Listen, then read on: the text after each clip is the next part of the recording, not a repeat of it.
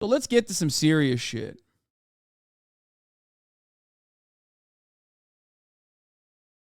Ron DeSantis. Little Rhonda. Who's saying that? Dude, every single person. What do you mean who's saying that? Or we just spent the past hour looking at people who do say it.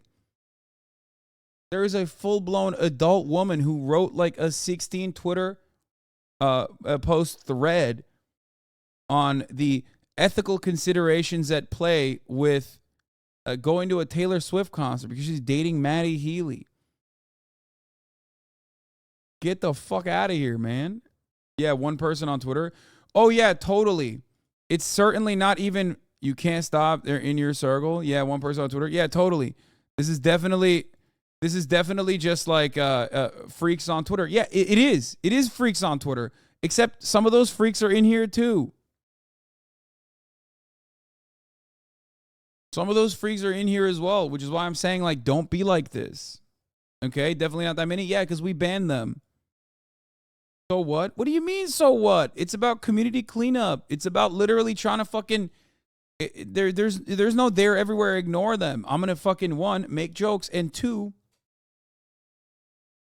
What? He's attacking him on COVID deaths now? Sanctimonious. Oh, whoa. Okay, we'll watch this in a second. Goddamn. This person is literally what they're complaining about? Yeah. I think I should show you guys my appearance on the actual center left podcast, not the Adam Friedland show, but Pod Save America, because I had an appearance on there where I talked about a lot of stuff, and it actually fucking banged, dude. They got 400,000 views, right. like way better than their average view count for any of their fucking YouTube videos. Like, most of their YouTube videos are like 100K, whatever. Look at this, 200K max. This one got 419,000 views, okay? And it was a really good fucking episode. I knew that this... I talked about, like, left scolding. I talked about... mostly we talked about the left. I talked about Biden, Kamala Harris sucking. There was a lot I talked to them about. And I know that, like, some people already clipped pieces of this on TikTok, but many things that I talked about in this podcast episode is prescient and relevant. BlackRock is the biggest company in the world. What the fuck and is they're this? not what you think. Biggest company in the world. Let's see. Hasanabi videos. TikTok highlighted some of the best moments of this. Let me see if I can find one right now.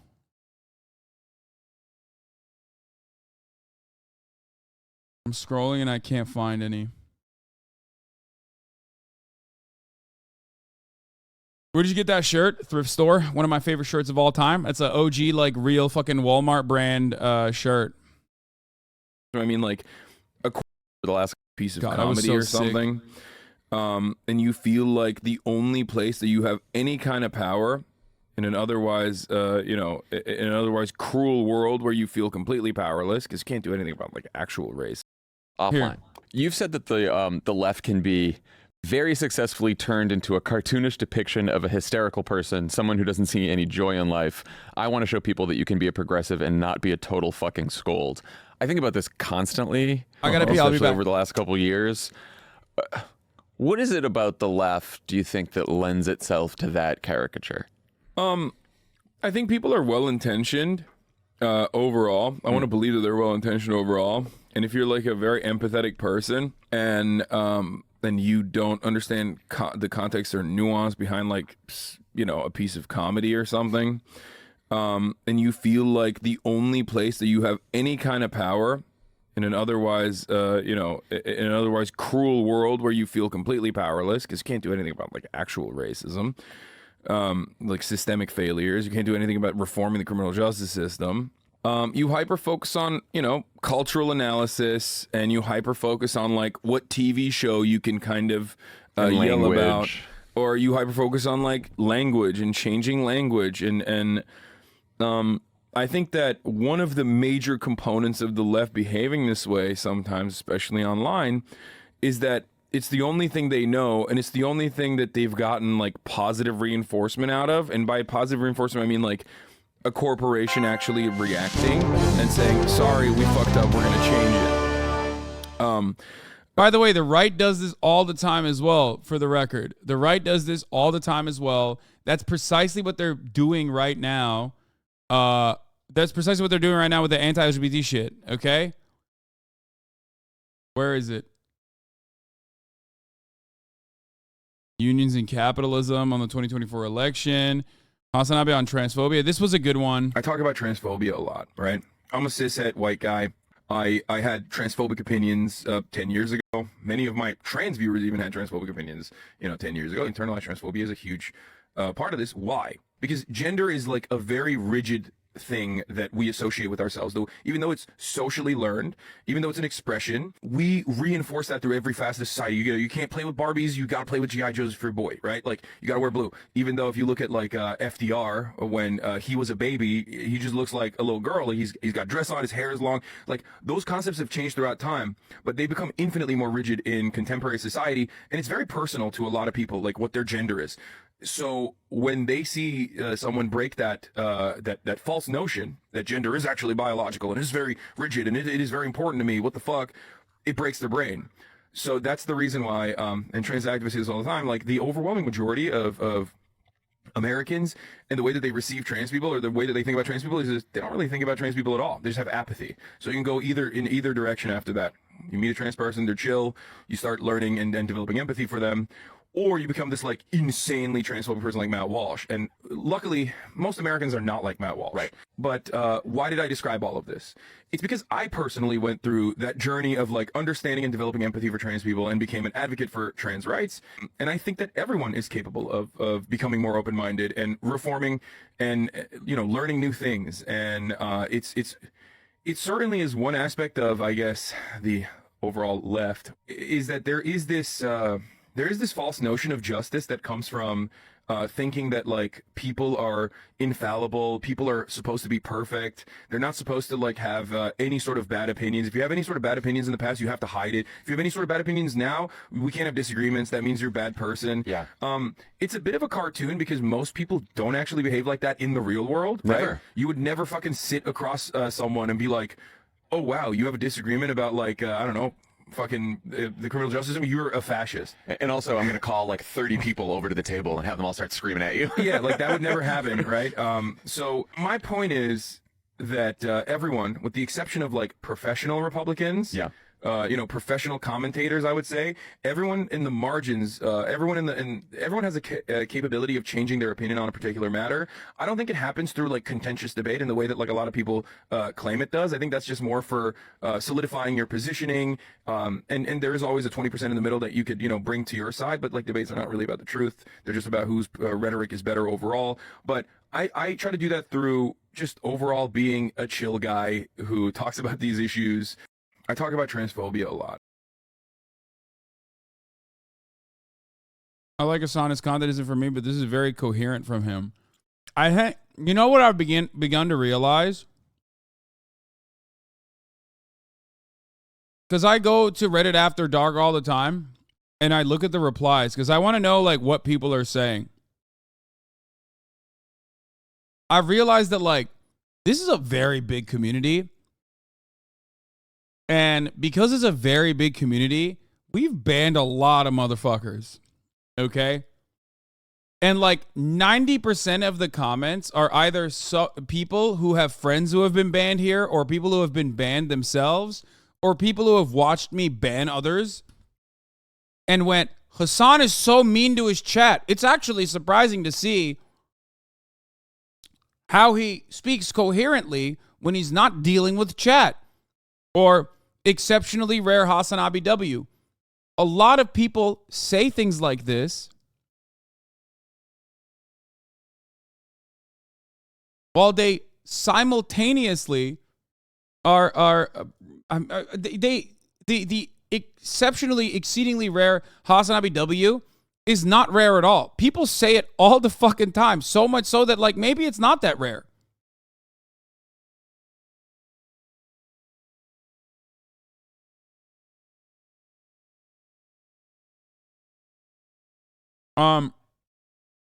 There was another Oh, here. You've said that the left can be very successfully turned into a Yeah, cartoon. Hassan is great when he's not constantly scolding and screaming at his chat. Incomprehensibly common Hassan W. He has had this opinion for 15 years. I think the cause of narcissism in progressive America is due to the fact that we live in an individualistic society. I agree. I think a lot of it is just trying to prove moral superiority. He makes a fine point. Hassan is growing on me for sure. All facts here. Incomprehensibly rare Hassan W.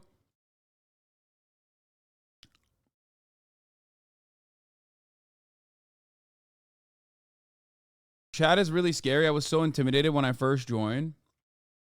I will never punish you. I will never punish you if you're like legitimately and genuinely interested in learning.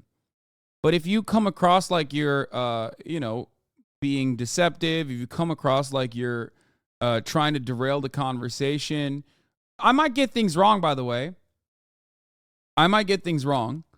I often do, and I apologize for it. Not that it matters, because people don't really give a shit about apologies. There's another aspect of like the left that I don't like. Okay. Here's the best example of people realizing your views. They're going through that jail system without even a court date. We have basically proven time and time again that like these kinds of, we're gonna fucking tackle crime head on by, beating people's heads. The just yelling at chat isn't usually a thing. You usually get mad because you want them to learn. Yeah. I don't know why you sent this link, but here's the best example of comments. Oh, you're saying look at the comments. Hearing Hassan talk to someone who isn't just yelling talking points at him is so refreshing. Made me realize he barely gets to relax on camera and just talk, lol. Wonderful discussion. As someone in the mental health recovery field, I'm actually quite pleasantly surprised by Hassan's detailed knowledge on the structural issues that goes into houselessness and addiction. It's amazing how much more well-spoken he is when he's off Twitch. I mean, on Twitch, he can articulate points pretty well, but damn, this is a great podcast interview. Can't help but point out that all of our talk show hosts don't really provide anything but anecdotes for the arguments, while Hassan is providing stats behind his. I usually find this dude annoying and pretentious, but after hearing him speak, he seems like a genuinely good person who just wants to help.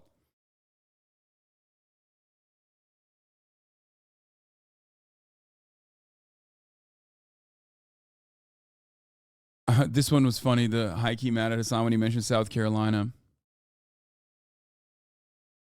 Why do people get that impression?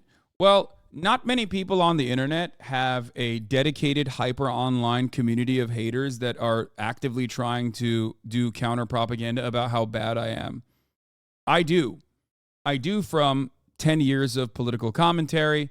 I have a mishmash of people that come from many, many different backgrounds that literally don't even have any kind of like shared perspective other than fuck Hassan.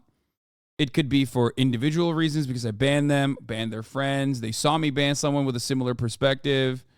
Jesus, you talk a lot. I am literally a broadcaster who talks. Okay? That's my job. The classic, I wanted Hassan to be thrown into a volcano, but after not watching Chip clips and seeing him for myself, he's actually based. Yeah, it happens very frequently.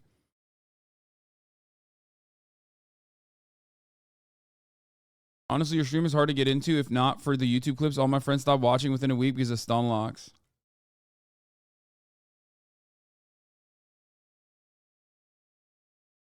I'm just chatting. That's what I do. I chat. I used to not like you because the only people I knew who watched you were the most annoying cishet white dudes, so I just assumed you were a straight misogynist or something. See, there's a lot of attitudes like that. If you go to Twitter, there's still so many fucking people that will just like regularly be like, Hassan is a rapist, sex trafficker. And it's like, in the normal world, you'd probably get fucking jailed for saying such an unhinged lie about an individual, or you'd at least be socially outcast. But on Twitter, you can be anonymous and say that on 700 different sock accounts. You know what I mean? And a lot of people think when there's smoke, there's fire, so they just like stay away. And they inevitably develop like a negative perspective.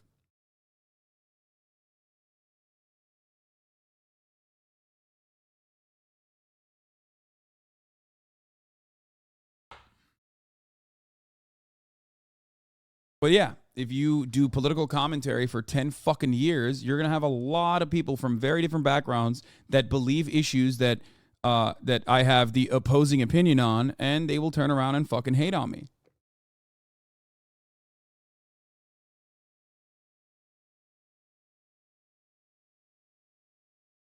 Anyway, Hassan's explanations are pretty good, even getting the statistics pretty close right off the bat. Hopefully his audience expands. There's a lot I don't agree with Hassan on. Still, guy, you're bringing more diverse viewpoints for us to look and investigate on our own.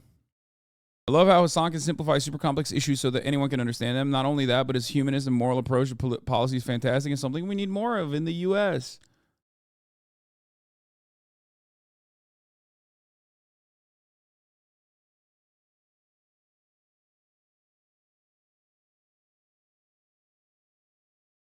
I know they didn't agree with Hassan on everything, but it was cool they still edited in references to what he was talking about to corroborate his points. Yeah, that was actually very nice. They didn't have to do that. But I do think that was cool that they they actually fact-checked me and put literally the corresponding facts that I was just throwing off the top dome there in normal conversation. Today I saw someone on Twitter say you're a rapist because you went to a brothel. Yeah, I know. It's like things that you voluntarily talk about, especially during your advocacy, will be used against you if you are a leftist by sometimes other people who claim that they are leftists. That's it.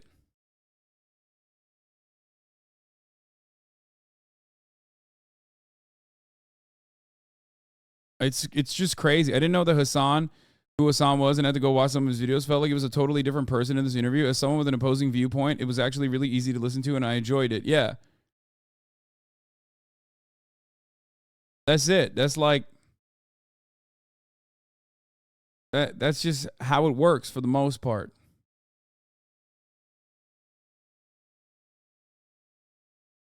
Anyway, here, this is what I was going to say on the left. You've said that the left can be very successfully turned into a cartoonish depiction of a hysterical person, someone who doesn't see any joy in life. I want to show people that you can be a progressive and not be a total fucking scold. What is it about the left, do you think, that lends itself to that caricature? I think people are well-intentioned overall. I want to believe that they're well-intentioned overall. And if you're like a very empathetic person, then you don't understand the context or nuance behind, like, you know, a piece of comedy or something, and you feel like the only place that you have any kind of power in an otherwise, in an otherwise cruel world where you feel completely powerless because you can't do anything about like actual racism, like systemic failures. You can't do anything about reforming the criminal justice system. You hyper-focus on, cultural analysis, and you hyper-focus on, like, what TV show you can kind of yell about. Or you hyper-focus on, like, language and changing language. And I think that one of the major components of the left behaving this way sometimes, especially online, is that it's the only thing they know, and it's the only thing that they've gotten, like, positive reinforcement out of. And by positive reinforcement, I mean, like, a corporation actually reacting and saying, sorry, we fucked up, we're going to change it. Because, no matter how much you yell at the Democratic Party, like, they are still going to give extra armored personnel carriers to the police force. You know what I mean? Like, they're not fixing the fucking potholes. Sorry. The cops need extra Kevlar vests and APCs. But at least, like, I can get a TV show to change someone that worked there, like, change the cast of a TV show, and then all of a sudden I feel like I've done something. So that's one component. The other thing that I have experienced a lot on Twitch, where I'm live every day and I, like, talk to people nonstop constantly. I have an arena full of people listening, but they can also say something back to me and I will read it in real time. One of the things I've actually noticed is that people are very narcissistic. I know it's ironic for me to say this because it's like I'm a fucking Twitch streamer. Like, I'm just a regular dude who thinks like everyone has to hear what I have to say. We're podcasters, white guys doing podcasts. Wow, fucking crazy, very unique. But one thing I have noticed is that a lot of people will utilize, or rather weaponize, like, the empathetic state that leftists have, because, like, their politics are one of compassion usually, right? Yeah. To center the conversation around themselves. One immediate example of this that comes to mind from Twitter, at least, is like when the Kellogg's workers were on strike and they were demanding that you don't cross the picket line and you don't actually buy something from Kellogg's during that duration. And there was someone being like, no one is ready for that conversation, but I have, like, a food sensory issue and I have to eat Frosted Flakes, sweetie. And it's like, dude, you didn't have to fucking tweet that at all. You just did that because you are a fucking narcissist. You want to be like, no, center the conversation about workers' rights around me, a person, who is not even involved in the production process in this regard, but is a worker elsewhere who probably would want solidarity if they were also in a similar predicament. But it's just like and when I say that person is like, don't eat the Kellogg's if that's your issue for sure. And then if someone yells at you for not expressing solidarity to the workers, then explain your situation. But there is a sort of an impulse to just go ahead. That's what I mean. Like, you could have literally just shut the fuck up and ate all the Frosted Flakes on the planet. Like, no one would know. But you chose to like make this a conversation point because you were like, oh, but people are blindsided. Like, it's utilizing, or rather weaponizing, the intersectionality of leftist movements to just say, look at me, look at what I have to say. I have something to say, and I need everybody to hear it. You've said that the Yeah. Wow, Hassan actually said something novel and intelligent for one. Yeah. Shouts out to Reddit After Dark for doing the most Hasanabi positive PR out here by just like not even doing anything necessarily that's like all that different or unique, but just clipping shit that I say in context instead of out of context, because there's plenty of people who do that out of context all the time. This shows how much chat kind of holds back the convo when talking about important issues sometimes. Oh, 100%. We are literally the we are, as a community, a wonderful community, and it can be very productive. This conversation can be usually very productive. People bring their own personal perspective into the matter in a positive way, in an informative way, okay, in a constructive way, and then it can also be the absolute worst. You know what I mean? And chat does do the good and the bad, usually. And of course, no matter what happens, like in the sea of good, positive shit, there's always, I genuinely can't stand rich influencers in politics completely out of touch with real connections on what they talk about. You know, it's just whatever. Like, people who will get upset at what I just described here, and I did this like not for any sort of like meanness or I didn't even call anyone out. I didn't even like personally hurt someone's feelings. I wasn't trying to be hurtful at all. I was just trying to explain a situation. If you read that, and you get upset at that, if you watch that, and the problem is he's describing all of his own personal flaws, but won't work on any of them. He doesn't want to, and neither does the average leftist. Yeah. Ultimately, my point is, if you look at that, if you look at what I just described and you get mad, okay, you're just more so telling on yourself in that regard. You know what I mean? An arena full of people. One of the things I like to everyone crazy, very unique. Utilize or we just talked about this, right? Is like you that are the conversation about workers' rights around me. But go ahead. That's what I mean. Yeah. Like, you could have literally just shut the fuck up and ate all the Frosted Flakes on the point. Movements. I need everybody to hear it, and I respects. My big principle always is like, I don't give a fuck. Just shut the fuck up. You're here to listen. If you come in here and you know, start chirping about some random shit, like, I'm gonna ban you. I think we need more of a Stalinist approach in the DSA. I've got clips from Iced Coffee Hour with your appearance on their podcast, but the comments are wildly different depending on what you talk about. The Los Angeles Police Department spends $8 million a day just to operate. And hey, if you get your fucking car broken into, good luck.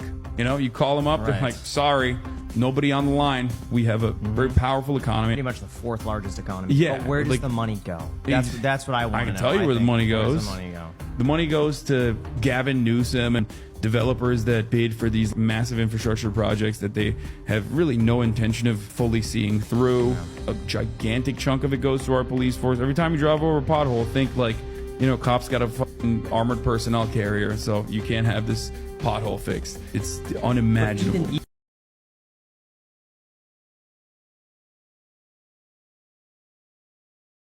Hassan swears he's smarter than he actually is. I don't. I'm a dumbass all the time.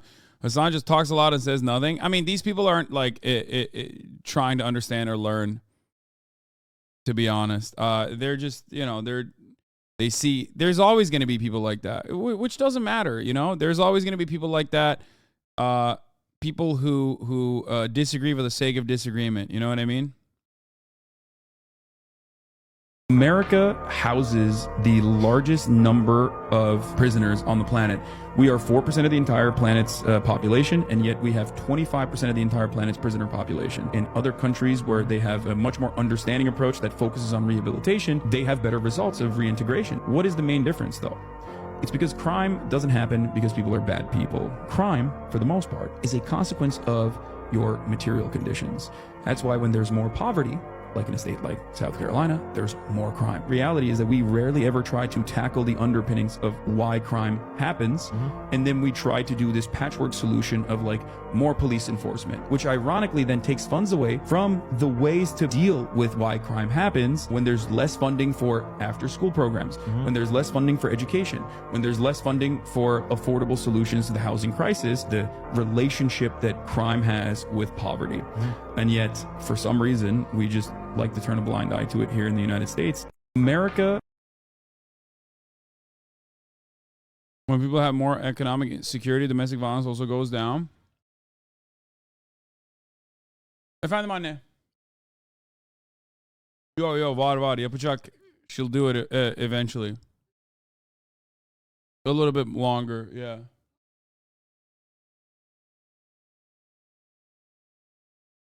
Or a good effective police force. Like, bro, we got private prisons. He's right, y'all. They don't turn a blind eye. It's intentional. I don't really care for Hassan as a person, but his political takes are always spot on. What the fuck?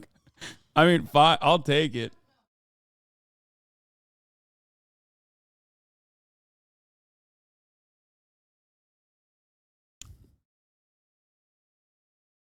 I'll take that. Funding is a huge problem, but don't talk about the police. Not to mention in America, we make it impossible to re-enter society after jail, so you end up going back. Yep.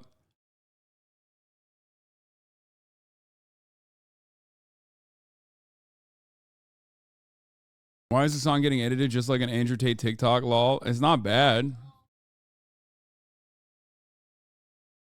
Like, my goal basically is to, take pretty basic leftist concepts, like pretty fundamental leftist concepts that I believe, okay, and try and make it more palatable for the average person. Hyundai had a facility in Alabama where children were actually working in the facility. Oftentimes, these are undocumented kids, all the way from 12-year-old, 14-year-olds on the assembly line. I wouldn't be opposed necessarily if they make it easier for a teenager or someone who wants to work after school a certain amount of hours, more access to be able to work if they want to. 11 states have done this, and they've either passed or introduced laws to roll back child labor laws. In the past 2 years, those states have moved to extend working hours for children, eliminate work permit requirements, and lower age for teens to handle alcohol or work in hazardous industries. Jack, you worked at a restaurant, but you couldn't serve the alcohol, right? Correct. Yes, correct. Until I turned 21, but restaurants don't really adhere to that. Hyundai had a facility. Hasanabi annoys me. Imagine that a capitalist is pro-child labor.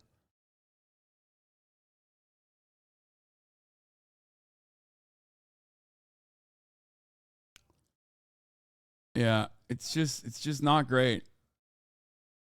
It's just not great to, I think, get kids to fucking work.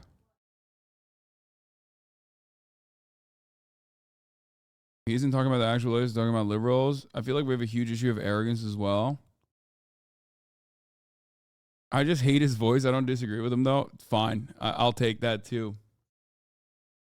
In contrast, Brett Cooper's clips are all culture war bullshit. Wait, I didn't even look at that. She also, she was on it too. She was on the iced coffee hour as well. I wonder what she talked about. Brett Cooper got canceled for defending Jeffree Star. Brett Cooper was almost aborted. The number one stressor for our generation. Why hookup culture is ruining our generation. Homeschooling versus traditional school.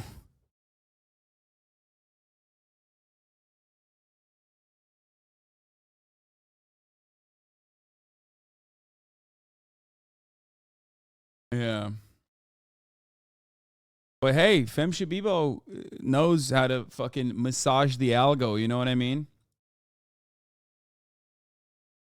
Free press cop annoyers are getting more creative. What? What else would you talk about? She's like 19. Well, these are issues that actually hurt 19-year-olds as well. Just proves your point. Conservatism is all about culture war bullshit. Yeah.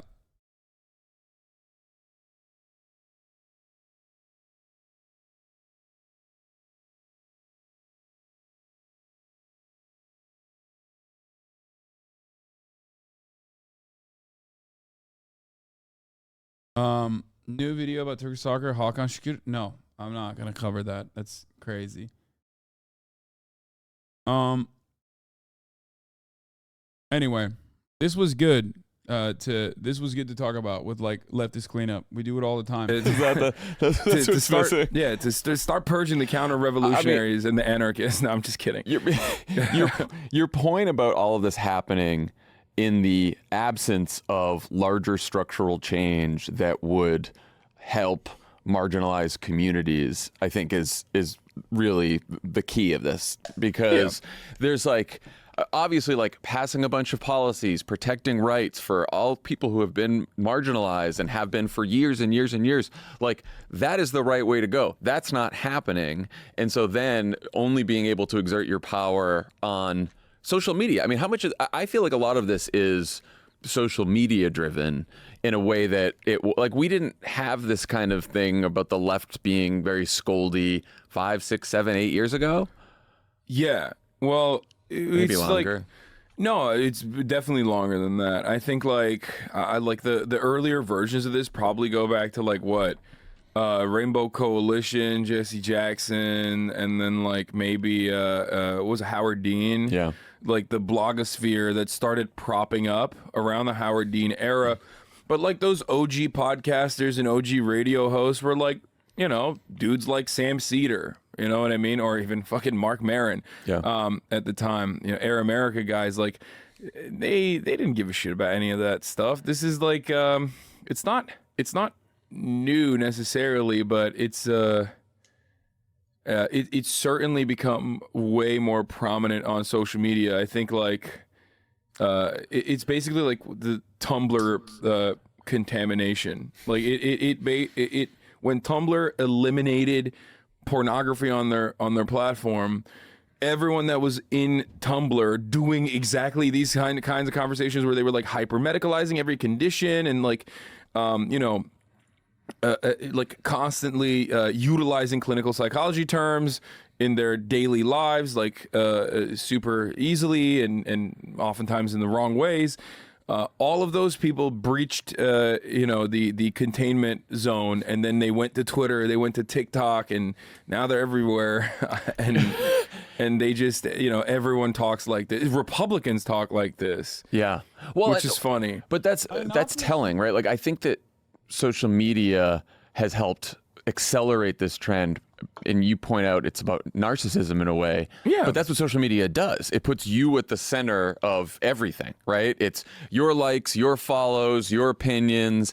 And I think that that's sort of in line with a conservative philosophy, which is just, about extreme individualism. But on our side, like the progressive movement succeeds when there is solidarity, when you realize like I have issues, someone else has issues, and I have to care about their issues and their rights as well as mine, and you have to have that like true intersectionality. And I don't know that social media really allows for that. No, the unfortunate reality is that like I can't believe I'm using like a right-wing terminology almost for this, but like identity politics and the way that it's understood in America through the American exceptionalist, American individualist lens is like literally reactionary, so much so that I believe it was a part of the CIA handbook to very clearly infiltrate like any kind of anti-capitalist space and anti-capitalist organizing and disrupt it by utilizing specific talking points, like bring up random irrelevant differences all the time and make them the focal point of conversation as a means to hold up any kind of organizing is literally written in the CIA handbook for leftist infiltration. I mean, it's certainly what Russia tried to do with its propaganda. Other countries know that's our weakness too. Yeah, it's very successful. It's because it's a major security threat in many respects that like Americans personally think I'm an American citizen. I believe that I have very unique thoughts that no one has ever thought before. And by virtue of me having come up with this very unique thought, because I'm fucking awesome, like everyone needs to hear me out, no matter how fucking stupid it is. And I'm always like, no, man, that's really fucking stupid. Like you don't know anything about vaccine science. You just because you're like, you thought you cooked this up doesn't make you have to have a platform. Like you don't have to say these things. Yeah, but everyone gets everyone deserves a platform today. Yeah, and it's everyone very deserves stupid. reach. The other big issue I think with social media as it relates to politics is I feel like it has led people in cable. SF Dubs, thank you for the 10 gifted subs. Anyway, that's fine. Do you think consumer politics and individual solutions are a direct result of social movements being cannibalized and dissolved by the Dem Party, top-down anti-grassroots movements post-60s, and we're seeing that again today, but with social media? I think America has always had a hyper-individualistic sensibility that's like built into our core identity, and that has benefited because that's like America was a hyper-capitalist society from its inception, right? And we always were able to expand. There was always new ground, new territory to capture, oftentimes with like indigenous people living on it. You know what I mean? So we just permanently kept going west. There was the westward expansion, and that literally, that in my opinion, that made us even more hyper individualistic. And yo, dumbass, what the fuck is this lazy shit? Can you watch yourself more and not do anything? This is stupid as fuck. 30K and he watches past them, lol. Do something funny, monkey. I didn't pay for it, dance, monkey. Imagine darming 30K viewers for past content. I might as well watch a YouTube dance monkey dance. Dude, you are so sad, man. Suck my dick, chat. I made it. No, you didn't. Like, you definitely didn't make anything.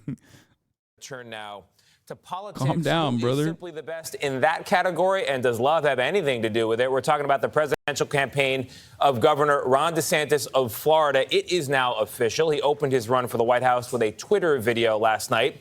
That part pretty traditional, but it was followed by an online event with Twitter CEO Elon Musk, and that was plagued by technical issues. It led to mockery from other candidates, including President Biden and, no surprise here, former President Donald Trump. Robert Costa. It's so good. I mean, this entire thing was so broken from the jump. And a lot of people, myself included, called it out from a mile away. One of the main problems was relying on Elon Musk, who is a notorious con man. Okay? You thought Elon Musk, owner of Twitter, which he bought for $44 billion, was going to be able to give you a entire platform without any sort of complications. Elon was just using you, Ron DeSantis, as a way to market his platform. Okay? That's what he was doing. For the most part, that's what he's trying to do. That's why he's doing the whole Tucker Carlson shit too. However, because he has fired half of the workforce and the people that actually, hold this thing together, the audio only Ron DeSantis press release on his announcement failed spectacularly, and everyone with 3.5 brain cells saw it from a mile away. Okay? That's it. Twitter has always failed for video. Twitter has always failed for spaces. It was so obvious that it was going to fail. And you're an absolute dumbass for, one, trying to do this gimmick to begin with. This idea that, like, I'm going to do my release on Twitter Spaces instead of Fox News, or instead of a TV show, or instead of, like, having it televised from, like, a physical place where there's, like, an entire audience here. Okay?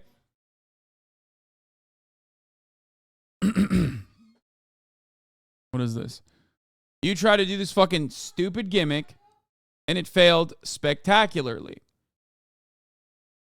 It was, of course, going to fail. It was slated to fail.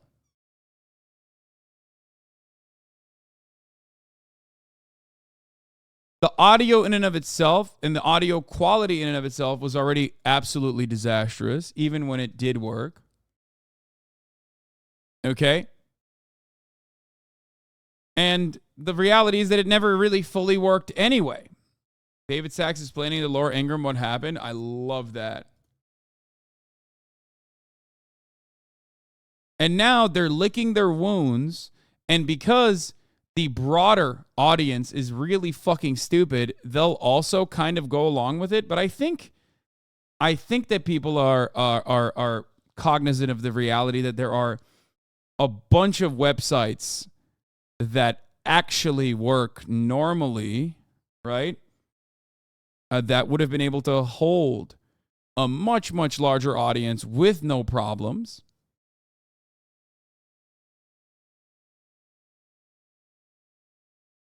I mean, it was a spectacular failure. We came in, I clicked in on it at like 60,000 watchers to the space. The number started shooting up. It got all the way up to, I believe, like 600,000. In the first 10, 15, 20 minutes, there was no audio. And when there was actually audio, it was just like Elon Musk hot micing. Talking about the servers are, I think, blown up. What's going on? They're blowing up the servers. Or Elon Musk not muting himself, sitting across from fucking David Sachs, who was supposed to be the host of the show this time around. And you know, hearing double audio and mic feedback. It was just a major disaster. And it was a very expected major disaster. And now they're trying to turn this disaster into a positive thing by saying we broke the internet. No, man, you broke a broken product.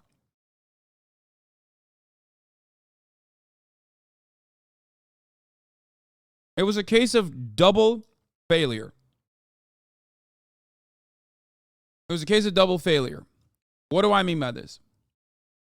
It was a failure because it exposed that Twitter is being held together by ticker tape, and it is not a platform that you can utilize for audio and video. It exposed that Elon Musk is a fucking gigantic idiot for thinking that he could be able to pull this off. Something that you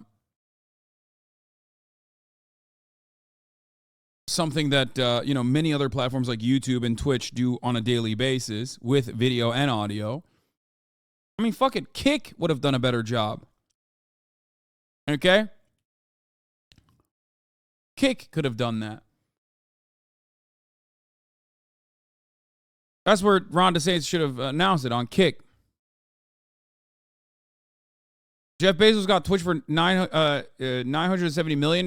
Musk paid $44 billion for Twitter. Dumbest billionaire. Oh, 100%.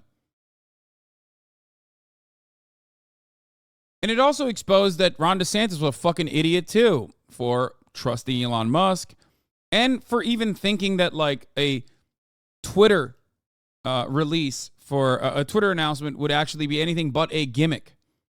Because even if this worked flawlessly, even if this campaign announcement worked flawlessly, it still would have been an abject failure because it was on Twitter. There's a reason why people follow old school principles in a lot of instances. Like, I'm no fan of legacy media, but I often will be the first to admit that legacy media still has the power to consolidate viewership due to how limited the number of TV stations that exist. TV stations also have a built-in audience.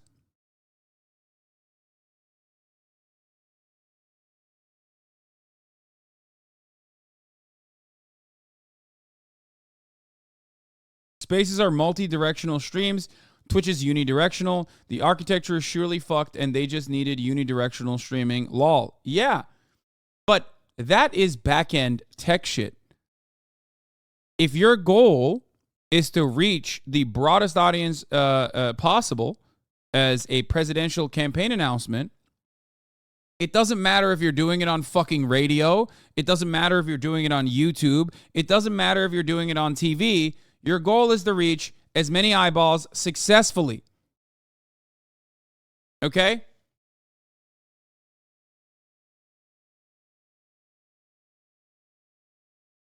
That's your goal. And they failed dramatically, spectacularly. They couldn't even broadcast this to 600,000 viewers. It bricked at like 400K. That is laughable for anyone who understands the internet, okay? You can fucking do the unidirectional, multidirectional, or all this other like tech cope you want.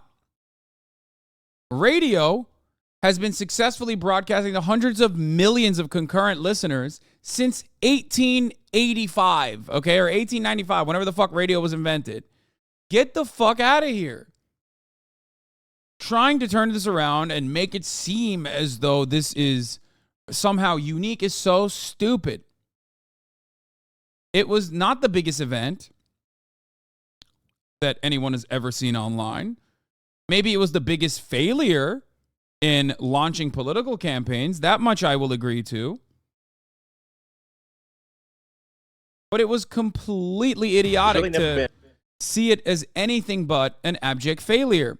But there are a lot of idiots out there. A lot of them are David Sachs fans. A lot of those idiots are Elon Musk fans. And maybe some of them are Ron DeSantis fans as well. There's really never been a mechanism before where someone could address the nation, or anyone who wanted to listen to them could. Exactly. I mean, I made this joke and people got so mad at me. If you want to see like blue checkmark cope to the max, I made this joke at the time when it was happening. I said, Elon Musk broke the internet. Meanwhile, this shit broadcasts audio to hundreds of millions daily since 1895. Multicast versus unicast back comparison. Stream to that then. I doubt very much in 2033 the amount of people listening to broadcast radio on a daily basis would number in the hundreds of millions. I might be wrong, but I don't think the radio was connected to a server that generated traffic by hundreds of millions of users. I didn't know radio was powered through internet. No one really listens to that anymore. Like, brother, are you fucking stupid? Are you this stupid? Ultimately, you're a listener, okay? You're not the tech guy. The goal for a presidential announcement is to reach as many people as possible. And they failed to do that. Ron DeSantis, if he was willing and able to do audio-only release, he could have just gone to radio.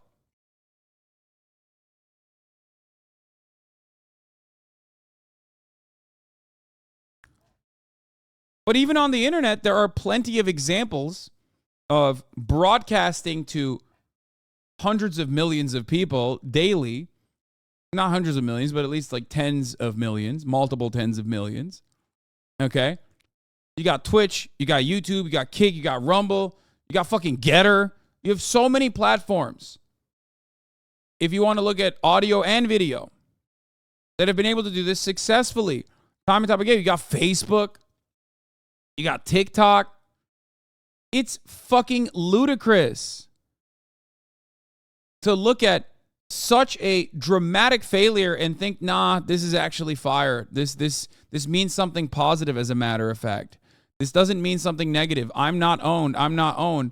And when you're saying that about another man too. Another man's product, another man who doesn't care about you, and he keeps selling you fucking bullshit snake oil. It's so stupid. Is in Miami covering the campaign for us. It was billed as a great American comeback. Those are the words of Ron DeSantis, and you can set your clock by it, but you could not set your clock by that Twitter event. Good morning. Good morning, Tony. Some DeSantis allies, they were disappointed by the technical glitches, but they say the governor will be plowing ahead, underscoring his conservative credentials. And all of this scrutiny and the criticism, it is a reminder of just how rough the waters are going to be in this campaign. I'm Ron DeSantis, and I'm running for president to lead our great American comeback. Florida Governor Ron DeSantis posted a video making it official. But his launch with Elon Musk on Twitter didn't go as smoothly. We've got just a massive number of people online, so it's servers are straining somewhat. It was marked by technical difficulties when the site kept crashing. So I think we're back online here. And after a 20-minute delay. If you nominate me, you can set your clock to January 20th, 2025 at high noon, because on the west side of the U.S. Capitol, I will be taking the oath of office as the 47th President of the United States. It did break the Twitter space, and so we're really excited with the enthusiasm. His rivals were quick to pounce. On Truth Social, former President Trump called the launch a disaster, and President Biden tweeted a link to his fundraising site, noting this link works. On Twitter, a spokesman for the campaign said DeSantis literally busted up the internet. Washington is next, claiming he raised more than $1 million in the first hour. But DeSantis has a lot of ground to make up. In a new poll, Trump is dominating the Republican field with 53% support from likely GOP primary voters. DeSantis trails with 26%. DeSantis was saved by the endorsement of President Trump. The Trump campaign also attacked DeSantis in new ads, showing how DeSantis previously supported the former president. Isn't it time DeSantis remembers how he got to where he is? Other candidates in the crowded GOP field took on DeSantis, one saying he is imitating his former supporter turned rival. The way he speaks, the way his hand gestures are, the fact that he's moved his policies, all of it's... No, you were right. Estimated 3 billion people listen to radio at least once a week just a couple years ago. Yeah, radio still has like a tremendous amount of reach that a lot of people forget. As a matter of fact, you know who shouldn't forget that radio has a tremendous amount of reach? Right-wingers, because they literally still consume radio content. A lot of people don't realize this, but like Alex Jones, Rush Limbaugh, rest in piss, and even Glenn Beck are major players in the conservative talk space, which absolutely still very much is viable and exists, and people make money off of it too. Yeah. America's car-reliant infrastructure has created a viable avenue, a viable medium.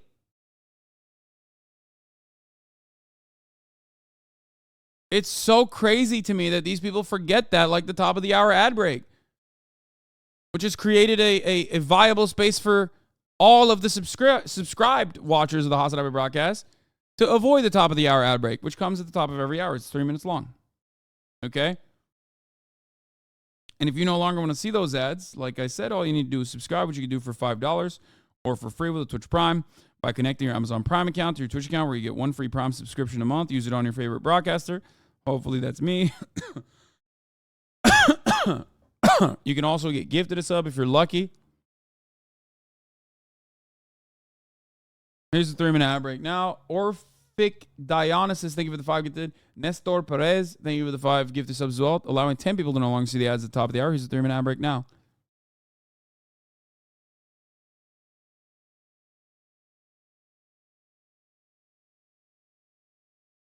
Yeah, the notion that like this broke anything other than like showed how broken Twitter is in general is silly. Copying Trump. DeSantis. I love that even Nikki Haley is owning the shit out of Ron DeSantis by saying he's just trying to be Trump. Advisors say many Republicans like Trump, but are also craving a Republican alternative, a conservative who can really win the nomination and be from a new generation. But the spotlight only gets brighter from here, and those Trump attacks will likely pick up speed. Tony? Yeah, and Governor DeSantis taking a shot at Donald Trump, saying governing is not about entertainment, it's about results. We'll see what the voters think. Bob, thank you very much. That glitchy announcement is just the latest in a series of issues. Bro, Ron DeSantis can only make like light jabs at Donald Trump. Meanwhile, Donald Trump is like implying that he's a fucking pedophile and shit. It's awesome. Ron DeSantis is only a notable figure in the national Republican movement or the Republican Party in the audiences in general, is because of how much he has tailored himself around Trump. How much he has tried to make himself basically Donald Trump. Okay? DeSantis' bio on his campaign website is a 404 page not found. This entire campaign is literally on fire. They got $87 million originally, and they can't even fucking redirect it back into their own direct campaign coffers, and instead have to utilize super PACs, which of course are not connected to the campaign, which is part of the reason why they have to like keep farming donors. Ron DeSantis' entire campaign is supposed to be super PAC funded, which is a bit unique for a national which is a little bit unique in this day and age. I guess it's going to be more commonplace in the future. But it basically says like, oh, we are not going to get individual donors. We're most likely going to get just corporate donors and wealthy mega donors to like float this campaign through and through. So that's part of the reason why when you don't have like direct campaign funds, you can't hire people. And if you can't hire people to do this kind of shit, ultimately it's going to be a major failure. That's why you're seeing a lot of these issues, for the record. They want to do this on the cheap because I don't think they have a lot of money individually. Everything is in 501c4s. Everything is in super PACs.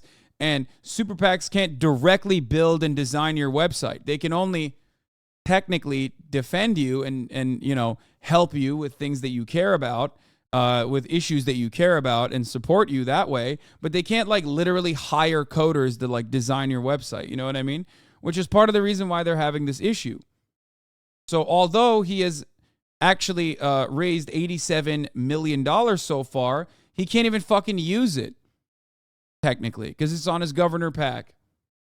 And you can't translate those funds directly into the campaign. So you can't use it. So you have to use a Squarespace as website for the record, for the time being, until you actually end up, raising some funds for yourself. So that's where we're at with Ron DeSantis' campaign. They're trying to go along with the whole, like, we broke Twitter. We broke Twitter. It's like, that's so dumb. You're literally owning the fucking guy that you were trying to take advantage of to get this, like, gimmick off. And it only shows you on the DeSantis site, there's a scrolling bar of names that was just donated. However, it's just a scrolling list of the same names repeating. Wait, what?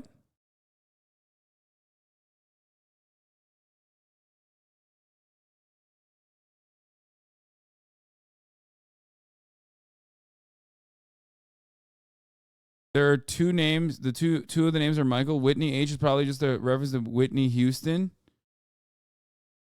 Whitney H is still up there with 104. Some new names are also in, but it's suspicious that the API might be recycling a random set now. Wait, what?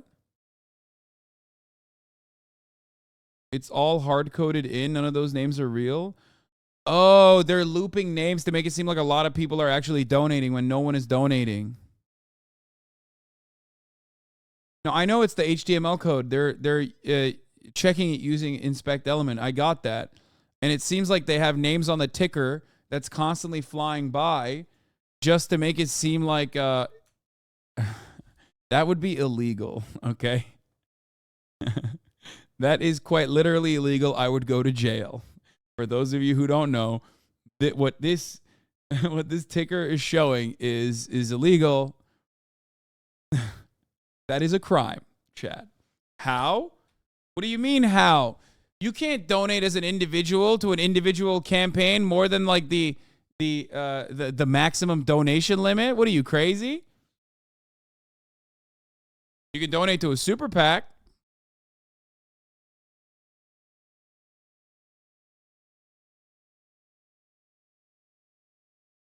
I always knew I was a big DeSantis guy. Fuck, I'm outed as a big DeSantis guy.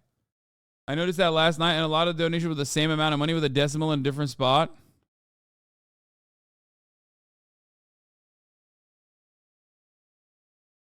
Anyway, didn't Dinesh D'Souza do exactly that? No, Dinesh D'Souza did straw donations.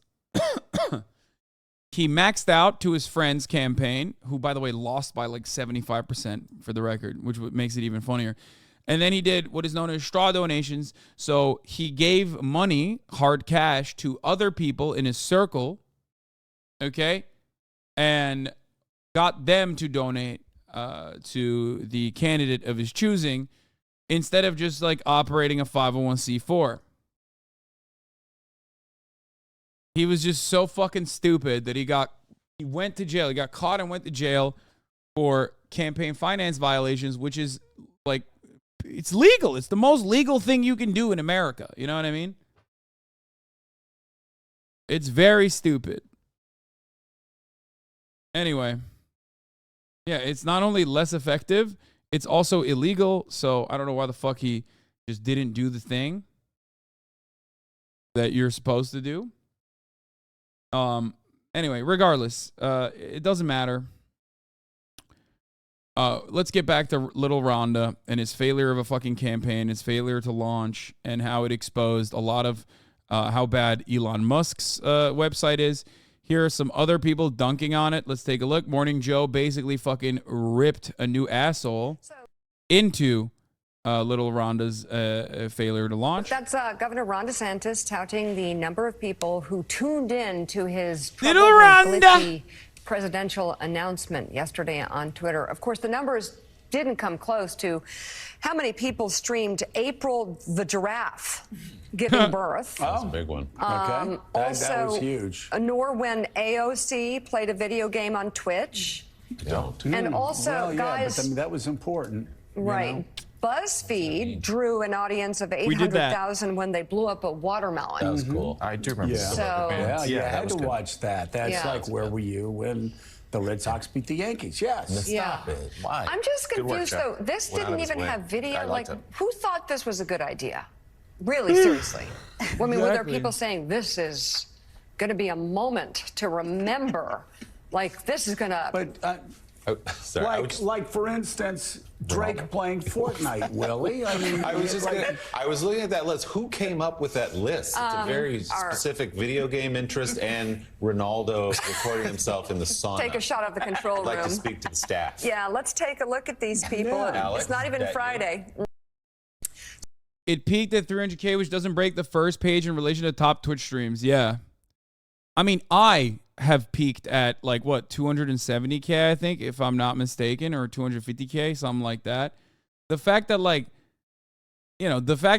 my peak of concurrent viewership is like close to Ron DeSantis on Twitter, who's using the entire fucking website. The entire website of Twitter to his advantage here is crazy, okay? And nobody thought anybody was breaking the fucking internet at that point. It was 1/6. No, it was January 6th, yeah. The insurrection.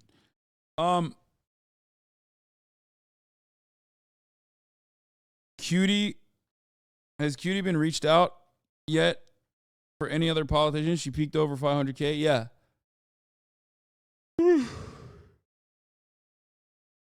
So ridiculous that this shit happened, but totally expected. It just blows my mind that these guys are still fucking going off of this shit. CNN's town hall with Trump averaged 3.3 million concurrent viewers. Concurrent viewers are not equal to total viewers. They measure different things. Twitter's stream crashed with just a few 100,000 concurrent listeners. Ultimately, when it was working, it had 200K. Exactly. More liberal propaganda. Yeah, these people are just going to always go, la, la, la, la, la, I can't hear you. I'm too stupid to understand what you're saying. But there are people who should be a little bit smarter, like David Sachs is a fucking dumbass, but at least he should be smart enough to know that this was an abject failure. But because he can't take Elon Musk's dick out of his fucking mouth but to talk, he's going to, of course, try to turn this situation, which is an abject failure, I have to mention this again, into a positive somehow. Joining me now. And the positive is what? That Twitter is incapable of hosting something that like every other fucking video and audio platform is capable of doing. Exclusively is the man who moderated DeSantis' 2024 launch tonight on Twitter, David Sachs. He's also the partner at Craft Ventures and co-host of the All In podcast, a big entrepreneur. David, great to see you tonight. Thanks for joining us. Now, we're going to get to Governor DeSantis' vision, especially like ripping apart the bureaucracy in a moment. But the question on everyone's mind, including my daughters tonight, is what happened? I mean, you handled it so well, much better than I would have. But what happened at the top? Well, what happened at the top, Laura, is just we had 1 million people simultaneously trying to get into a Twitter space, which is an online room. No, you didn't. And, I mean, DeSantis just melted the servers. We had so much interest. No, you didn't. And it doesn't even matter. Even if it was 1 million people, the fact that you can't handle 1 million people watching is insane. How does anybody listen to this and go, wait a minute, that's like really fucking stupid? People do this all the time. Like, people do this all the fucking time. I'm so confused. Like, this shit happens on YouTube all the fucking time. This was hilarious. Everyone, wow, he shit his pants. Elon, yes, but everybody saw it. New York Times calls DeSantis announcement a fiasco. NBC News calls it a meltdown. The Washington Post calls it awkward. Politico calls it horrendous. I call it massive attention. Top story on earth today. I don't know how to fix this. I don't know how to fix the brains of people who look to what Elon Musk said here and see it as a gigantic own. I don't know. I do think that this is indicative of how stupid a lot of people are. Like, it doesn't make sense. I don't know. I think, unfortunately, people at this stage are too fucking stupid to save. Okay? Like, the notion that you can't do all press is good press when the press is literally saying your shit sucks, dog. Your shit fucking sucks. Damn, this guy's good.